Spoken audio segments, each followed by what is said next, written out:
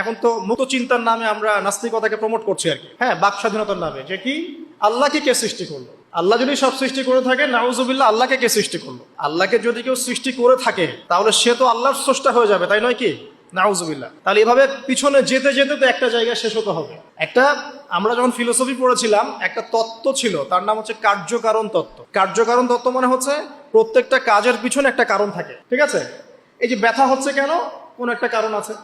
জ্বর কেন? একটা ভাইরাস আছে। মানে প্রত্যেকটা বিষয়ের পিছনে একটা কারণ আছে। এই কারণ যদি আপনি সার্চ করতে যান, এটা কেন এই কারণে, ওইটা কেন এই কারণে, ওইটা কেন ওই কারণে, এই করতে করতে করতে আপনাকে একটা জায়গায় গিয়ে থামতে হবে। আর সেই মহান সত্তার নাম কি? আল্লাহ। এটা আমরা বিশ্বাস করি। এখন আপনি যতই প্রশ্ন করেন এভাবে, আপনি কোনো কুল কিনারা পাবেন না। এই জন্য নবী সাল্লাল্লাহু আলাইহি ওয়াসাল্লাম বলেছেন, যখনই তোমাদের মধ্যে এই চিন্তা আসবে যে আল্লাহ পাক সবকিছু সৃষ্টি করেছেন, তাকে আবার কে সৃষ্টি করলো, তখন আউযু বিল্লাহি মিনাশ শাইতানির রাজিম পরে বাম দিকে 3 বার থুতু ফেলবে। তাহলে শয়তানের ওয়াসওয়াসা তোমার মধ্য থেকে কেটে যাবে, কারণ শয়তান এই চিন্তাটা তোমার মধ্যে দিয়েছে। যেই শয়তান এই চিন্তা আপনার মধ্যে দিয়েছে, ওই শয়তান কিন্তু নাস্তিক নয়। আমি কোরআন থেকে প্রমাণ করছি, শয়তান কিন্তু আস্তিক। যখন শয়তানকে বের করে দেওয়া হচ্ছে জান্নাত থেকে, ওই যে সেজদা না করার কারণে, শয়তান বলেছে রব্বি আনজিরনি ইলা ইয়াউমি ইউবআসুন। শয়তান আল্লাহকে বলছে রব্বি, হে আমার রব, আনজিরনি, আমাকে অবকাশ দিন, ইলা ইয়াউমি ইউবআসুন, সেই দিন পর্যন্ত যেদিন সবাইকে পুনরুত্থিত করা হবে। মানে এখানে শয়তান আল্লাহকে রব বলে ডাকছে, বুঝতে পারছেন না? শয়তান আল্লাহকে বলছেন রব্বি, হে আমার রব। তাহলে শয়তান কি আস্তিক না নাস্তিক? অথচ শয়তান পৃথিবীতে এসে চ্যালেঞ্জ নিয়েছে যে সে পুরো মানব জাতিকে জাহান্নামে নিয়ে যাবে। আর আল্লাহ পাক বলছেন, আমার মুখলেস বান্দাদের তুমি কোনো ক্ষতি করতে পারবে না।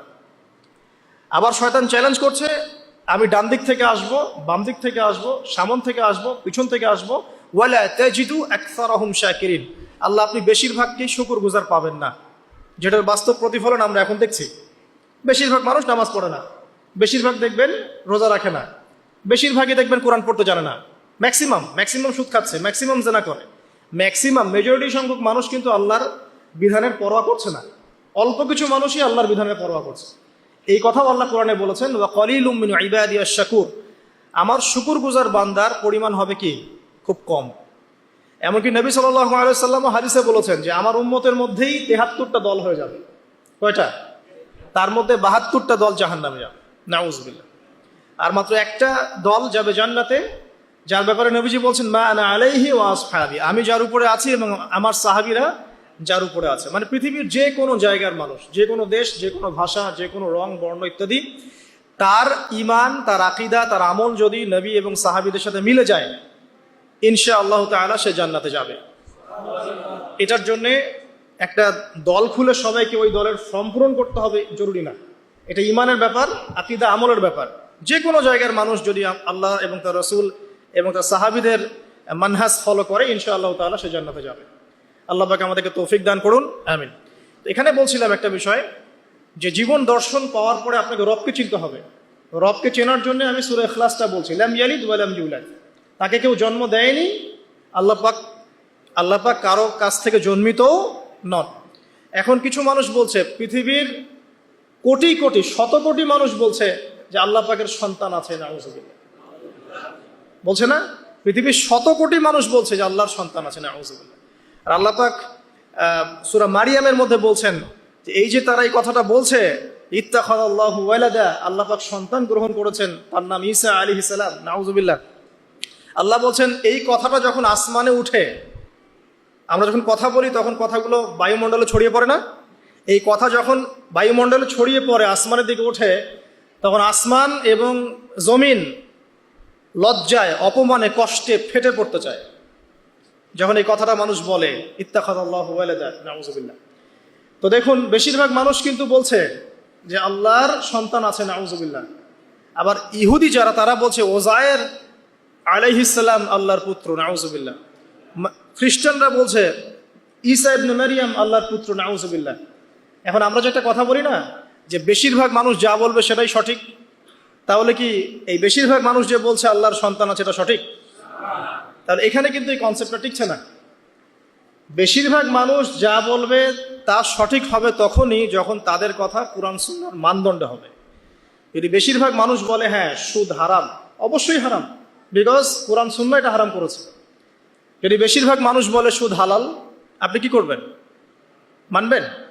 যদি বেশিরভাগ মানুষ বলে মদ হালাল, জিনা হালাল, হ্যাঁ, তাহলে এই যে একটা কনসেপ্ট চালু হয়ে গেছে আমাদের মধ্যে, এটা কিন্তু ডেমোক্রেসি না, এটা ডেমোক্রেসির ভুল ব্যাখ্যা। হ্যাঁ, বেশিরভাগ মানুষ এর কথা মতামত কখন গ্রহণযোগ্য হবে? যখন সেটা আল্লাহ পাকের ঐশী গ্রন্থের আলোকে হবে, তখন অবশ্যই নিঃসন্দেহে এটা গ্রহণযোগ্য হবে। কিন্তু যদি বেশিরভাগ মানুষ আল্লাহ এবং তার রাসূলের বিধানের বাইরে কথা বলে, হালাল করে দেয় মদকে, জেনাকে হালাল করে দেয়, আপনার এই যে পর্নোগ্রাফিকে হালাল করে দেয়, সুদকে হালাল করে দেয়, তাহলে কি আমরা হালাল মেনে নিব? যদি মেনে নেন তখন কিন্তু আপনি আল্লাহ পাকের সাথে শিরক করলেন। এটা সূরা তাওবার 31 নম্বর আয়াতে পড়ে দেখবেন। লাম ইয়ালিদ ওয়া লাম ইউলাদ, আল্লাহ পাক কাউকে জন্ম দেননি, কারো কাছ থেকে জন্মিতও নন। ওয়া লাম ইয়াকুল লাহু কুফুয়ান আহাদ, এটা আরো ম্যাসিভ। আল্লাহ পাকের সমতুল্য কিচ্ছু নাই। মানে কোনো কিছু যদি আপনার চিন্তায়ও আসে যে এটা আল্লাহর সমকক্ষ হতে পারে, নাউজুবিল্লাহ, সাথে সাথেই ওই কনসেপ্টটা বাতিল করতে হবে। কারণ আল্লাহ পাকের সমকক্ষ কিছু হতেই পারে না।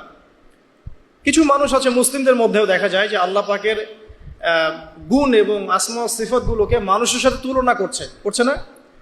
অনেকেই বলেছে যে আল্লাহ পাকের হাত এই যে আমাদের হাতের মতো, নাউজুবিল্লাহ, এইসব কথা বলা যাবে না।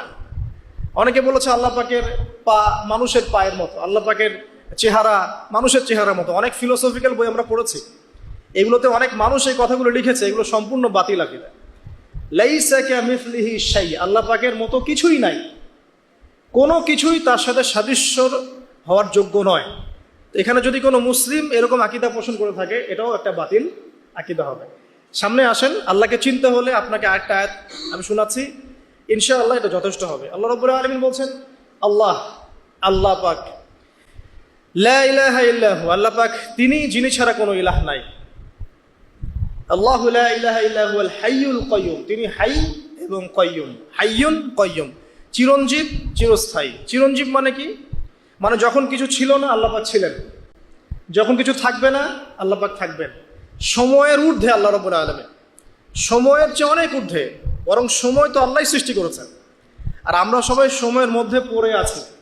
আমাদের এখানে দিন রাত যেমন আল্লাহ রাব্বুল আলামিনের কাছে এমন নয়, মোটেই এমন নয়, বরং কিয়ামতের দিনটাই হবে আল্লাহ পাকের হিসেবে আমাদের দিনের চেয়ে 50,000 বছরের সমান।